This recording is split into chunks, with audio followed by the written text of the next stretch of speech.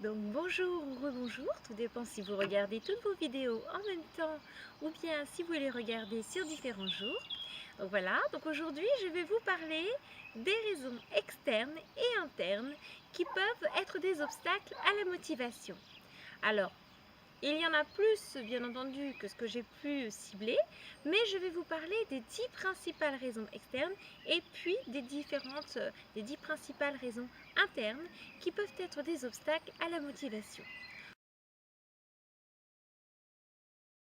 Dans les obstacles externes, je vous parlerai notamment de la mésentente parentale ou familiale, puisque s'il y a des conflits entre les parents, s'il y a des conflits au sein de la famille élargie, les enfants sont de véritables éponges et ils sont forcément affectés par tout ce qui peut se passer et avoir plus de mal à se concentrer et par logique à se motiver pour la suite. Voilà.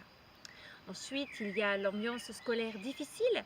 De la même façon, si un enseignant est particulièrement désagréable avec un enfant ou si l'ambiance de la classe est difficile parce qu'il y a beaucoup de conflits dans cette classe, l'ambiance n'est pas très positive, l'enfant aura plus de mal à se concentrer, plus de mal à se motiver, à trouver des intérêts pour apprendre. Il va devoir puiser dans ses propres ressources dans tous les cas.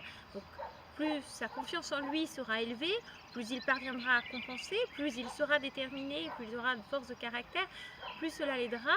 Mais voilà, tous ces petits facteurs vont s'ajouter et nuire à sa motivation.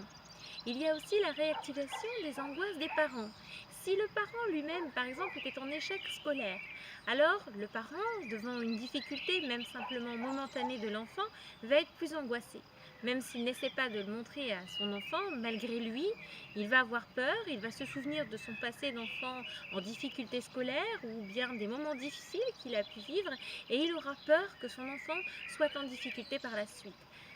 Malgré lui, le ton de sa voix va être changeant et il peut exercer une pression plus importante ou simplement communiquer sa peur. Là aussi, ce sont des obstacles à la motivation, l'enfant pouvant se dire voilà, ressentir, mon parent n'y arrivait pas, pourquoi est-ce que moi j'y arriverais, et du coup perdre en motivation. Un autre piège, ce sont les tensions communicatives avec l'enfant. Les tensions communicatives, ça peut être d'une manière générale parce qu'on a un problème particulier avec l'enfant. L'enfant est particulièrement, par exemple, actif, particulièrement bavard. Et puis nous, on est plutôt calme. Donc ça va être une tension communicative liée à des caractères très différents. Et quand on a des personnes qui ont des caractères très différents, ce n'est pas toujours simple d'arriver à se comprendre.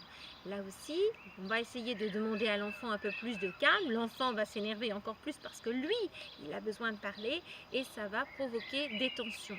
Les tensions communicatives peuvent également être liées à d'autres facteurs, comme par exemple le fait d'une attente d'un parent ou le fait de ne pas savoir comment dire les choses.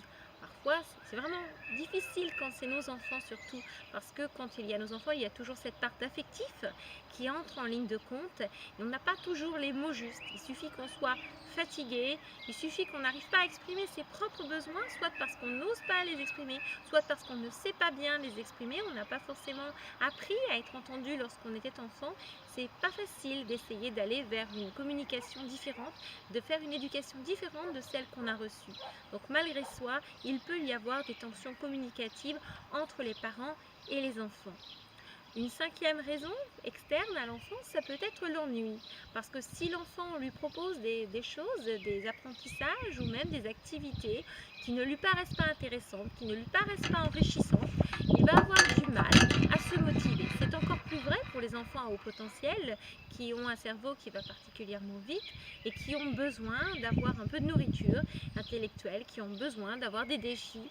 Et pour le coup, avec ce cerveau qui tourne constamment, ils ressentent encore plus fort cet ennui. Voilà, c'est pour ça qu'il y a beaucoup de souffrance scolaire chez les enfants à haut potentiel, parce que l'ennui pour eux est un piège terrible et même souffrance cause de souffrance importante, voire même de dépression chez certains enfants.